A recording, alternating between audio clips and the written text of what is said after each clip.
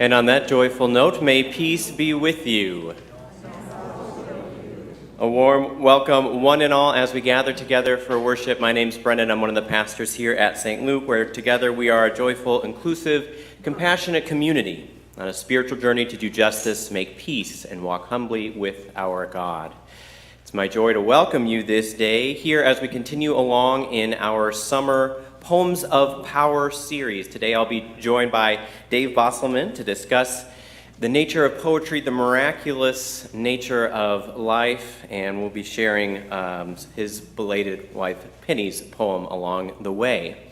This service will focus on finding the sacred and the miraculous in the everyday moments of life amidst the ordinary. We will continue that theme also by having communion later on in our service, celebrating the wonderful sacred sacramental promises that meet us in the everyday gifts of bread and cup. Now, if you just walked in recently, you may have noticed that it is raining. My plan for the morning is that the rain is going to stop when it comes time for us to have communion.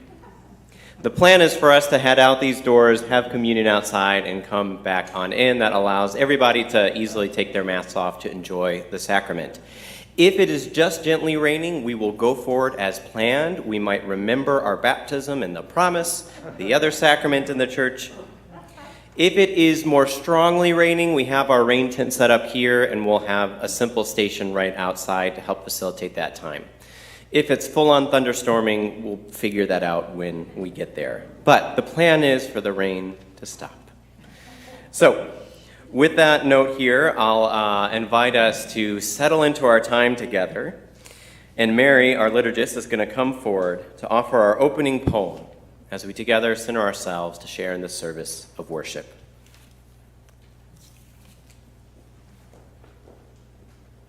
Morning. This is an excerpt from the poem Hokusai Says by Roger Keyes. Everything has its own life. Everything lives inside us. Live with the world inside you. It doesn't matter if you draw or write books.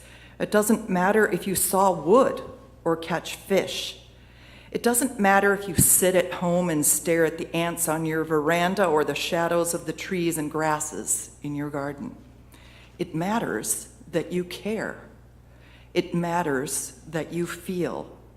It matters that you notice. It matters that life lives through you. Contentment is life living through you. Joy is life living through you.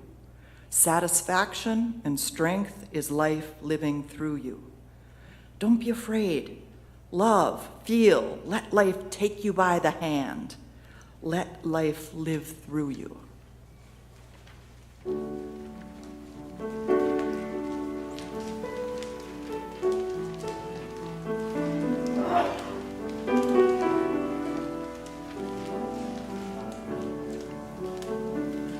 Good morning. I invite you to take a deep breath.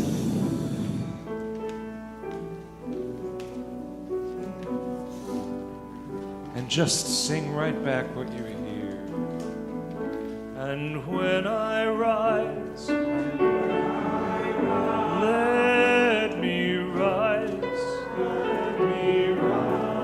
like a bird, joyfully. And when I fall, let me fall like a leaf, joyfully, without regret. And when I rise,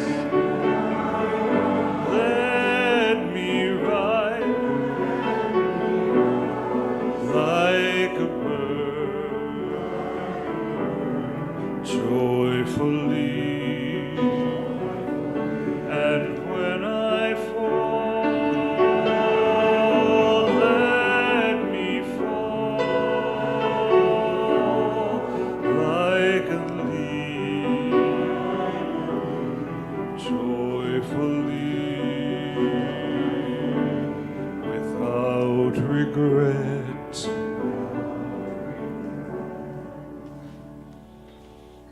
We now invite you into a few moments of silence.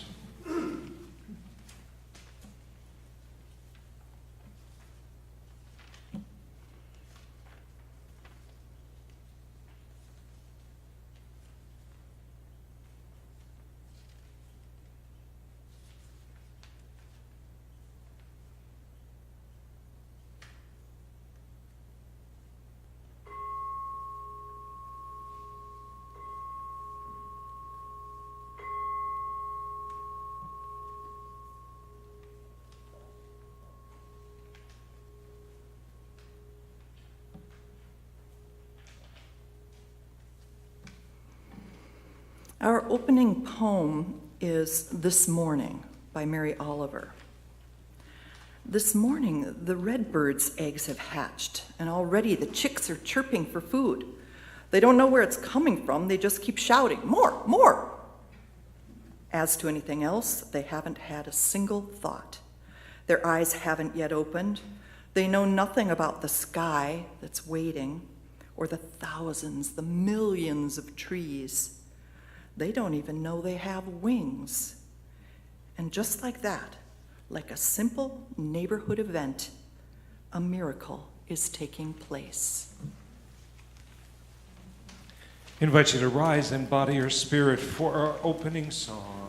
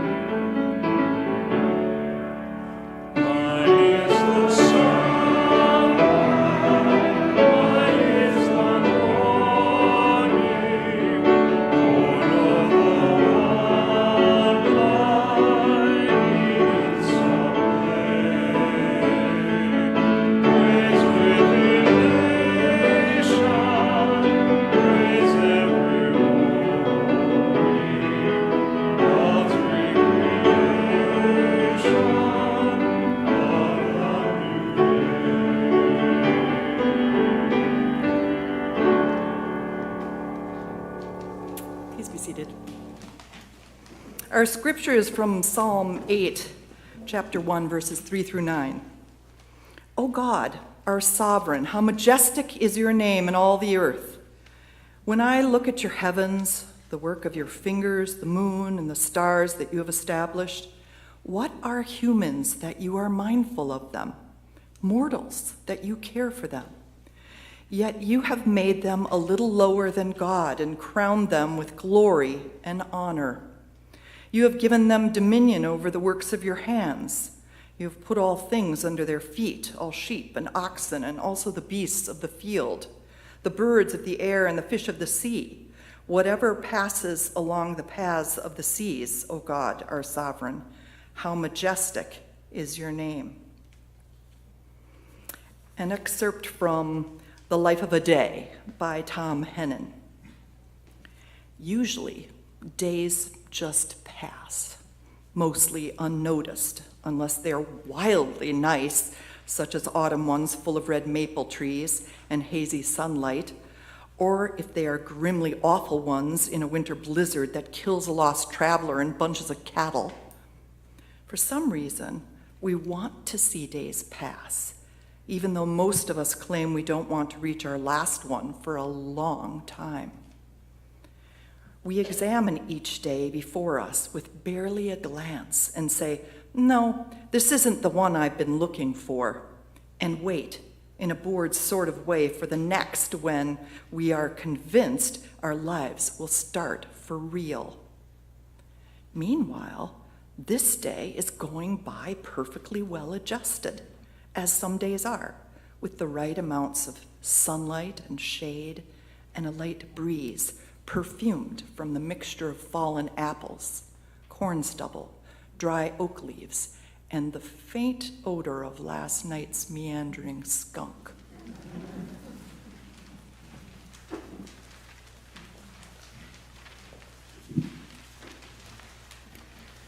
Thank you, Mary. And I have the privilege of welcoming up Dave Bosselmann, who will join me for today's sermon, a reflection on the themes we're exploring, as well as explicitly a reflection on Monarchs by Penny Bosselmann. Dave, would you join me up front?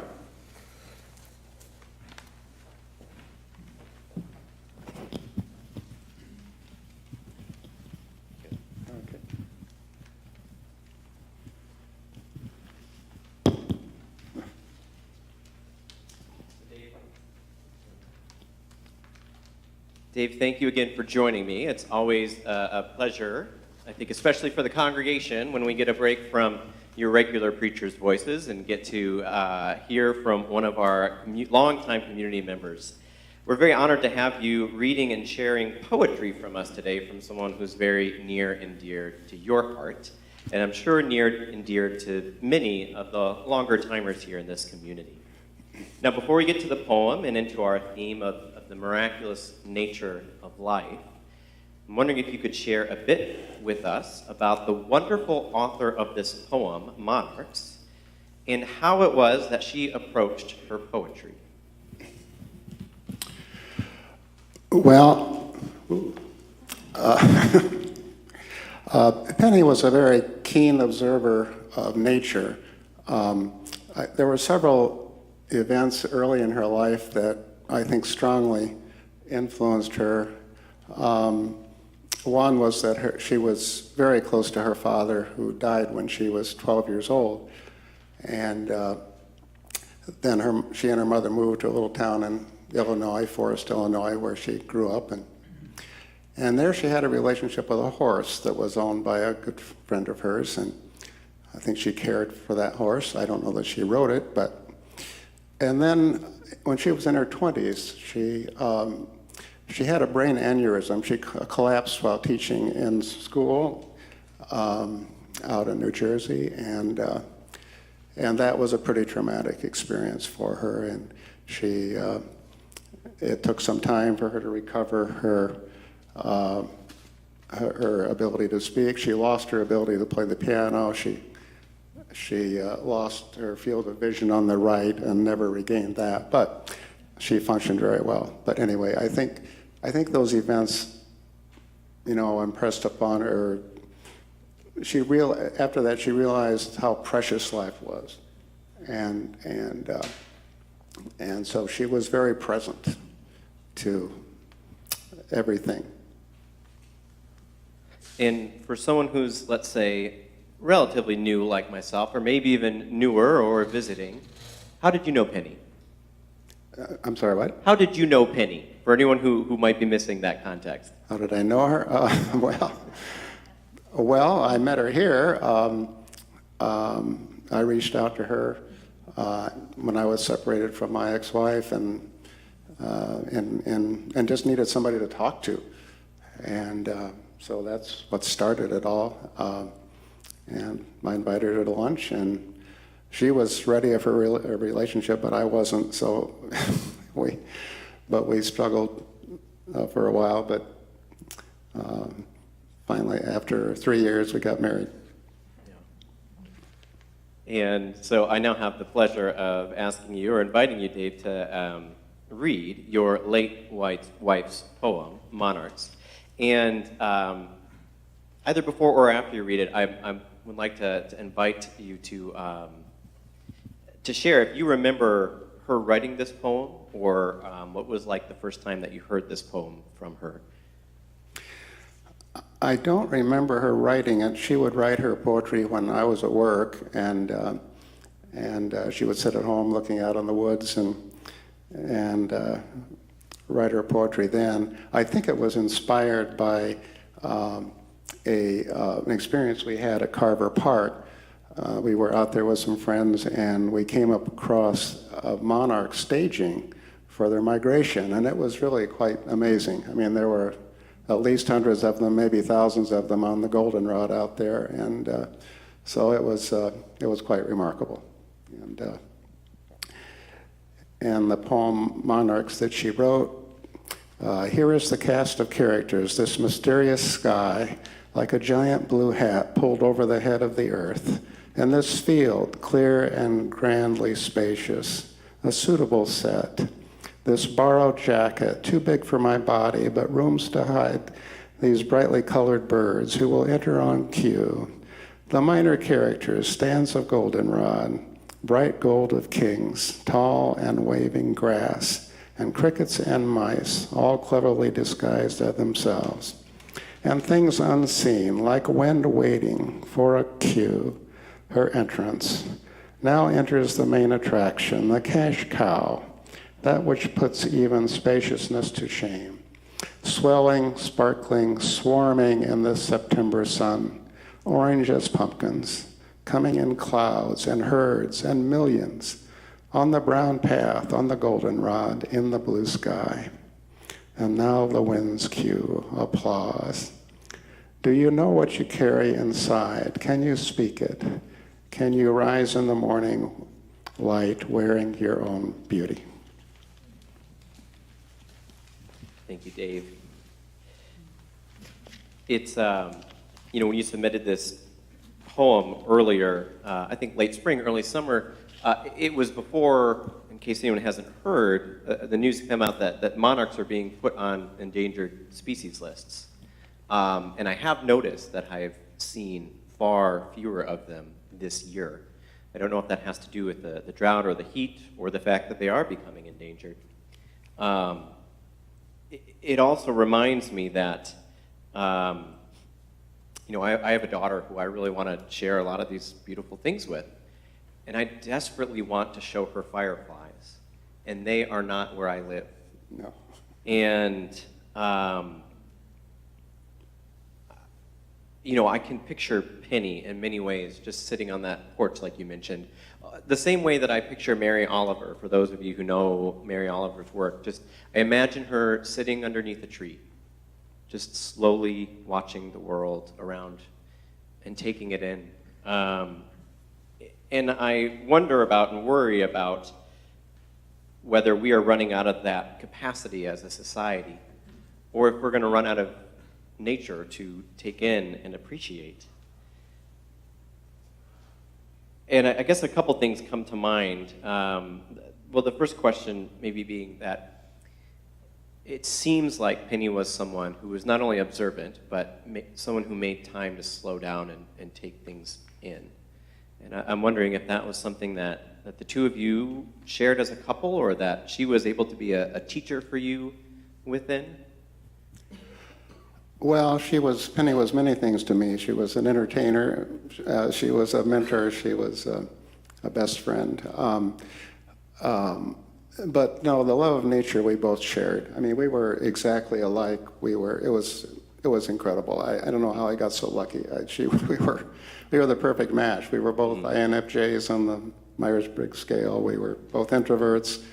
So we preferred to be alone. We preferred to spend time just with ourselves, and out in nature was our favorite. And boy, we were out in it a lot. We had it in our backyard. We would put cracked corn out for the critters, and a lot of critters would show up, of course, the deer and the squirrels and the bunnies and the crows and the wild turkeys, and we had the privilege of being able to spend time on the North Shore, on Gray Marais, and up the Gunflint Trail, and then in Sarasota, which is a whole different environment where I was a bird rescuer, but no, we shared this awesome reverence for nature, as which Mary Oliver had too, of course. The other thing that it makes me think about, you used the word awesome reverence, which in some ways makes me think of that Psalm 8 that we read, this wonderful telling of the splendor of God, and this just I can see the poet, the psalmist, sitting down and just being in awe. And we live in this. Oh, look at me! I left my smartphone all the way over there. I was going to hold it out as a prop, being a good human being, and I left the phone over there. We live in this age in which so much is at our fingertips. Yeah. And you mentioned the sort of setting out cracked corn and just waiting to see what arrives. Like there's an element of that is outside of your control, that is waiting and letting go and patience and observance. Whereas, nowadays, if I do want to show a picture of a monarch to my child or a video of fireflies, I can do that in an instant. It's right there. But that's not the same as kind of discovering life around you, or even being discovered by nature. And I'm wondering, you and Penny, who have spent so much time just taking things in, what is maybe a busy, fairly smartphone addicted, maybe not addicted, but very plugged in person like myself, miss out on or risk by not having that kind of slow outdoor time? Yeah, well, I think a lot of people kind of prefer to live with distraction. They go from one distraction to another, and it can be kind of a scary world. And I think some people just prefer to be distracted. And that's a good word. I don't think I used that word, but that is a very good word. I think that I'm bored, or I'm sad, or I'm lonely. Let me fill that with a distraction. Yeah. And, I think for many people that works very well, and that's okay, but Penny lived very deeply, and she was in touch with, so in touch with nature, in touch with her feelings. She taught me so much, taught me to be authentic, which was so important. And I don't know, people miss, if they live that distracted life, I guess they just miss the incredible beauty and amazing complexity of all that's in nature. If Penny were alive and with us still today, and if she perhaps was seated with us as a third, what advice do you think she would have for our weary world, our distracted world, our busy, overscheduled world? I thought you might ask that question, Brennan. In fact, I reminded you to make sure you asked that question. I wrote a book I co-authored a book about Penny's life and our life together, and my co-author listed these under what she called Penny's Pearls. And Penny's Pearls were these. 1, connect deeply with people. Go to nature and your higher power, and they will speak directly to you. Love life, because love is magical. 2, be present as much as possible to all that is happening. Notice the subtle beauty all around you. Delight in and appreciate it. Work to protect it. Engage in all that you find nurturing, but don't over-engage. Keep your boundaries. Laugh. Laugh at yourself. Laugh at life, and try to make others laugh. Penny made me laugh so much. Don't expect to find clear answers to the big questions about life. Be content with the mysteries. Live the questions. Wonderful. We'll have those be Penny's last words for us. And I want to ask one last question of you, Dave, to help wrap this time together, which is, I think so much of Penny's advice and her poetry reminds us to slow down, connect, take in, be inspired, find the miracle and the beauty. I'm wondering, what are you finding miraculous and inspiring these days? Well, I have these Post-it notes around the house that say, be present. And, don't let the day go by without noticing it, without realizing it.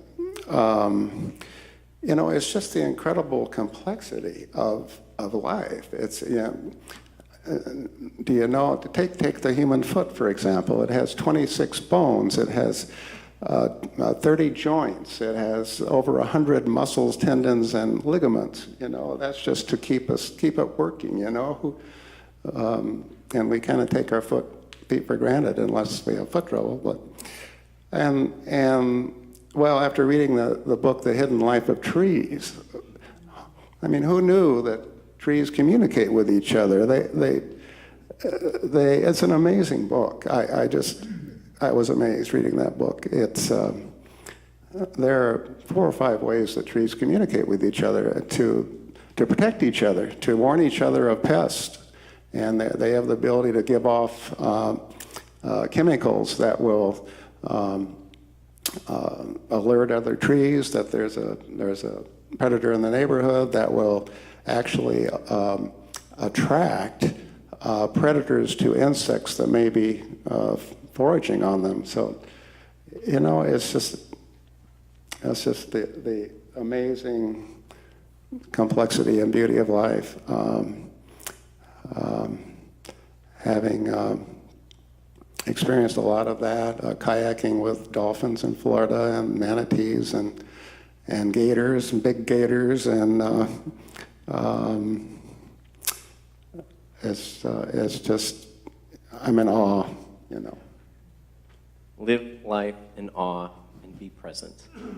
We'll have that wrap our time together. Thank you, Dave, for sharing, and for sharing Penny more deeply with us as well. It was a delight to be able to hear you read her poem here in this space in this summer. Thank you, Brennan. Thank you.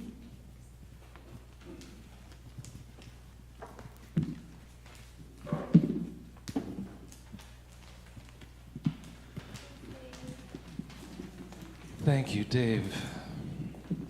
So we're going to sing a sweet little round. If you will open up your bulletins. This Pretty Planet by Tom Chapin.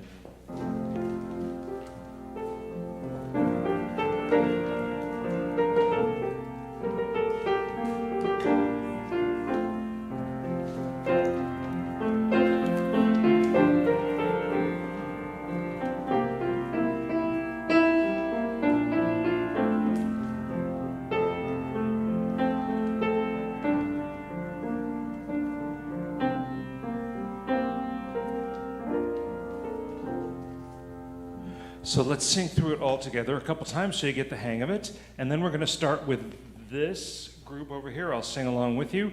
You're going to be group 1, and you and the folks in the center are going to be 2, and you folks are going to be 3. All right, here we go. And this pretty planet spinning through space, you're a harbor, you're a garden, you're a holy place. Golden sun going down, gentle blue giant, spin us around. All through the night, safe to the morning. All together again. This pretty planet spinning through space, you're a harbor, you're a garden, you're a holy place. Golden sun going down, gentle blue giant, spin us around. All through the night, safe till the morning light. Here we go, group 1. This pretty planet spinning through space, you're a garden, you're a garden, you're and 2, go.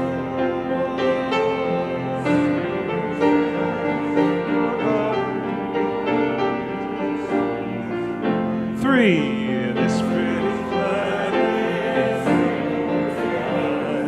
safe till the morning light. This pretty planet spinning through space. You're a harbor, you're a garden, you're a holy place. Oh, sun going down, gentle blue giants moving all through the night, safe till the morning light. And sun going down, safe till the morning light, all through the night, safe till the morning light. Thank you.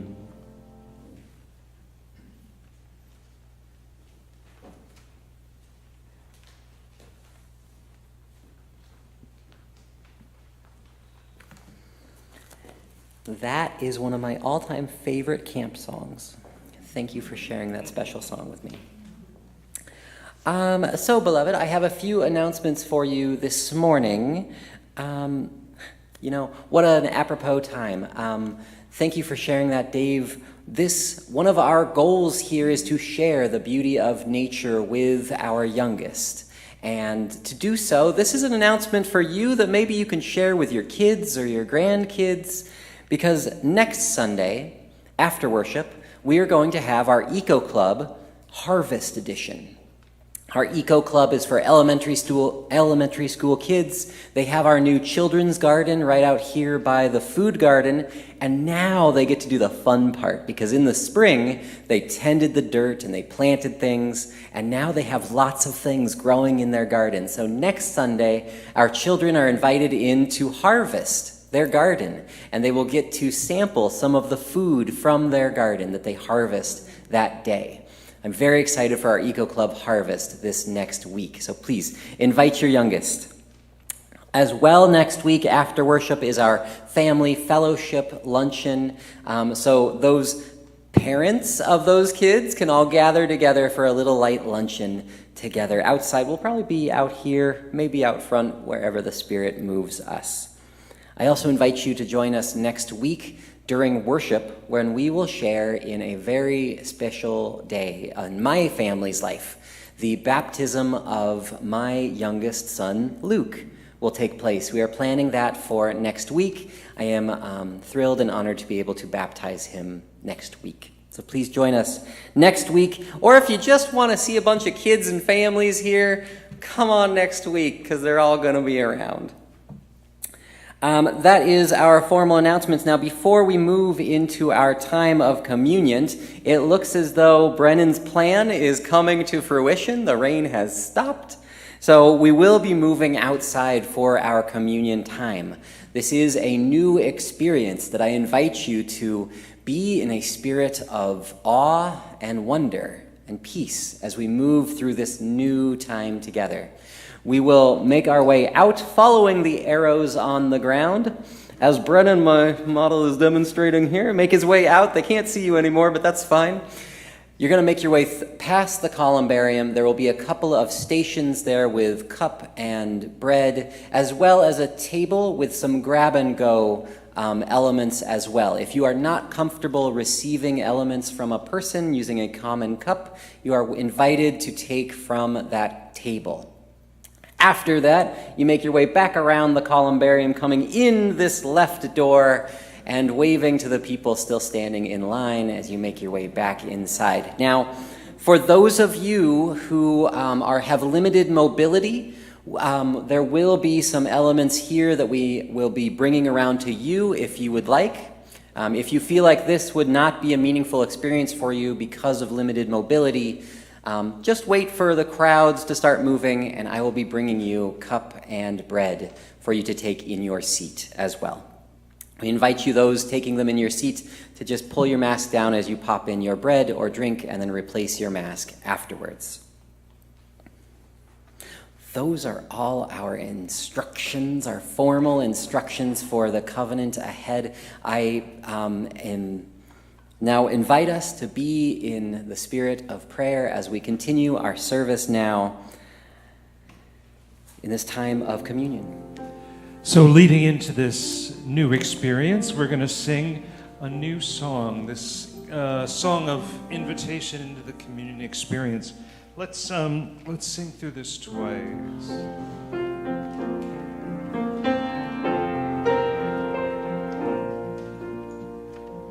Not as we ought, but as we are able, we offer our thanks as we come to your table.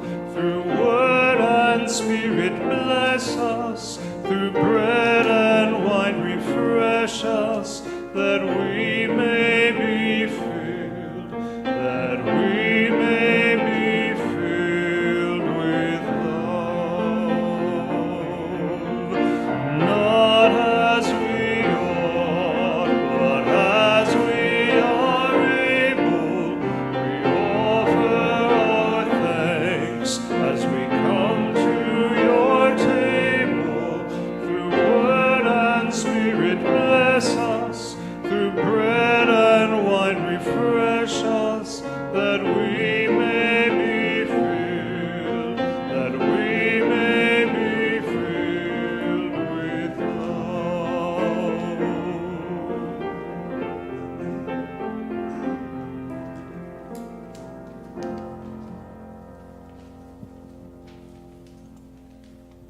As we come now to this sacred time together to share in this time of communion, I wear this morning this stole that was gifted to me when I was ordained by a minister when I was young, who wore it every time she would preside over communion.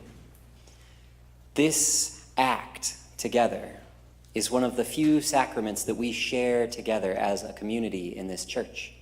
It connects us in time and space, back to a simpler time, before smartphones, before cars, before typewriters. We remember that God set this table for us to remind us of the humble peace and truths of life. That though we get busy, we are all needing the same things, bread and water, or nourishment. And so on the night that Jesus was betrayed, he called his people together and shared in this meal that we remember here today. And so we remember that this meal was set by God. And so you need not be a member of this church or any church to be welcomed to this table this morning. Who you are doesn't matter at this table. You are welcome.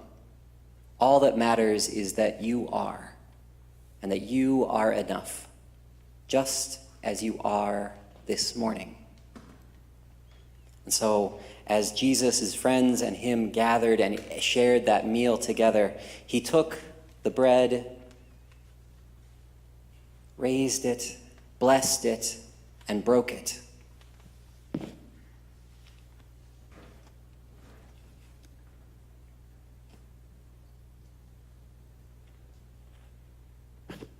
Saying, "This is my body, broken for you." And in the same way, he took the cup and poured it.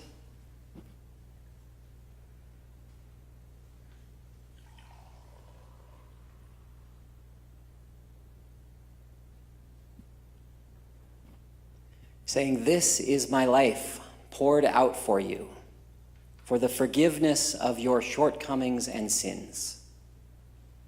As often as you eat and drink of this, do so in remembrance of me." So, beloved, as we take this still, slow moment together, let us remember those who have gone before us and those who will come after us and share in this simple meal together. Come, for all things are ready.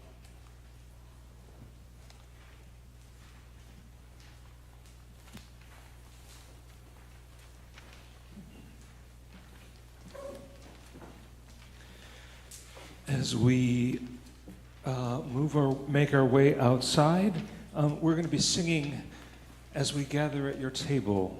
So sing when you're in the room. Join me whenever you would like. And let us approach this holy meal like a bunch of awkward Minnesotans trying to decide who's going to come to the table first. We all are, for all are welcome. Let us come.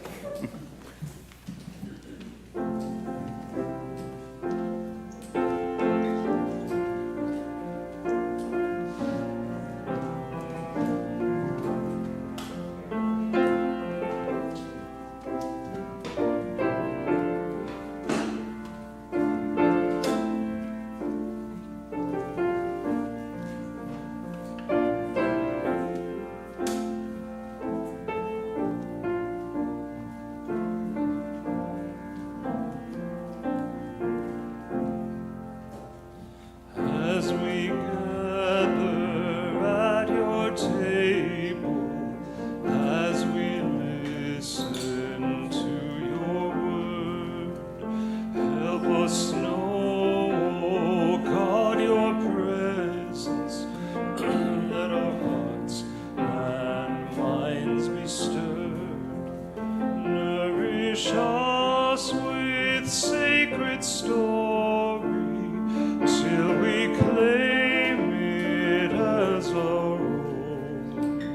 Teach us through this holy banquet how to make love's victory known.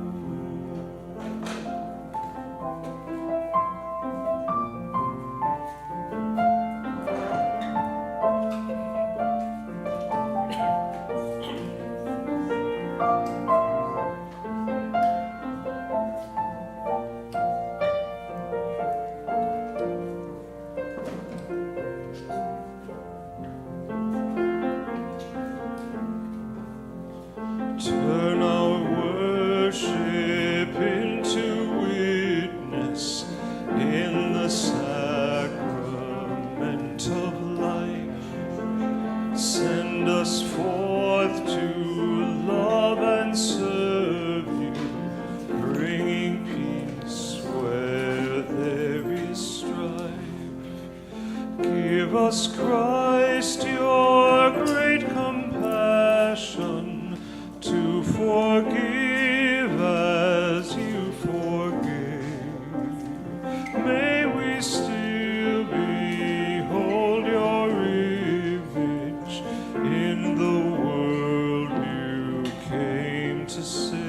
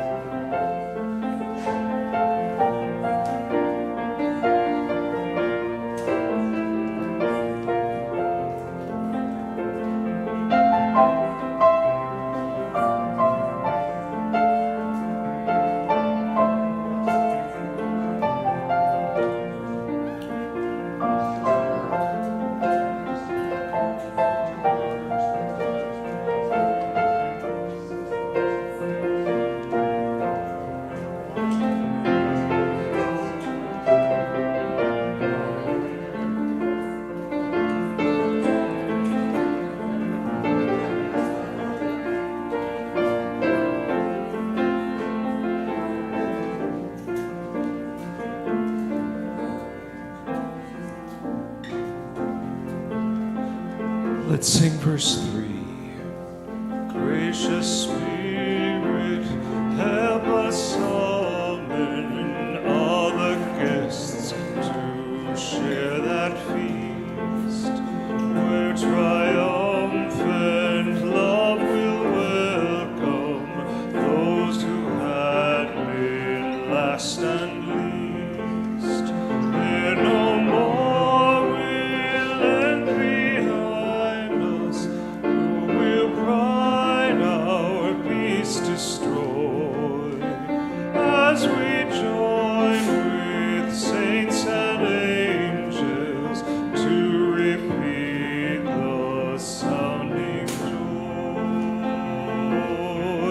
one again. As we gather at your table, as we listen to your word, help us know, God, your presence. Let our hearts and minds be stirred. Nourish Christ with sacred story till we claim it as our own. Teach us through this holy banquet to make God's victory known.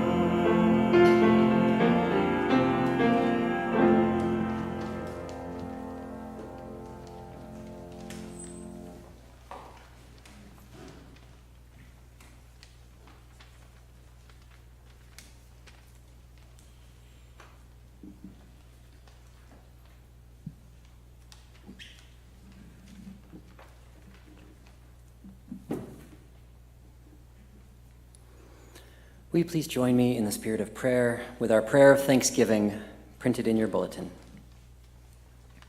Gracious God, we give you thanks for these gifts of grain and grape which nourish our bodies and call us into covenantal community. As we have gathered, so may we go forth as broken and beloved people, striving to do justice, love kindness, make peace, and walk humbly with our God. Amen. Amen. I invite you to rise and body your spirit as we sing our closing song.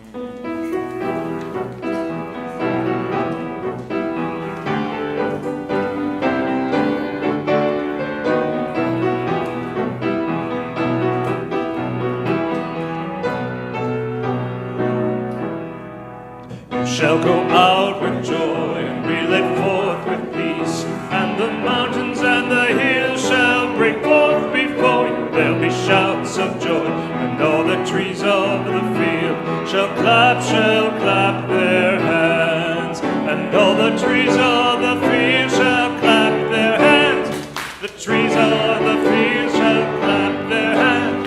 The trees of the field shall clap their hands, and you go out with joy. You shall go out with joy and be led forth with peace, and the mountains and the hills shall break forth before you. There'll be shouts of joy, and all the trees of the field shall clap their hands, and all the trees of the field shall clap their hands.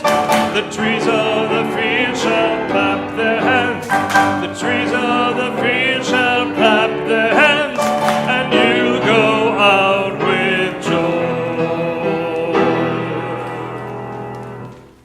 And so now, dear friends, let us go out with joy. Let us go out with eyes to see and revel in delight in the world around us. Beautiful promises of God's presence and the miracles of nature are waiting to be seen, tasted, touched, and heard. Let us go out in joy and courage. Amen.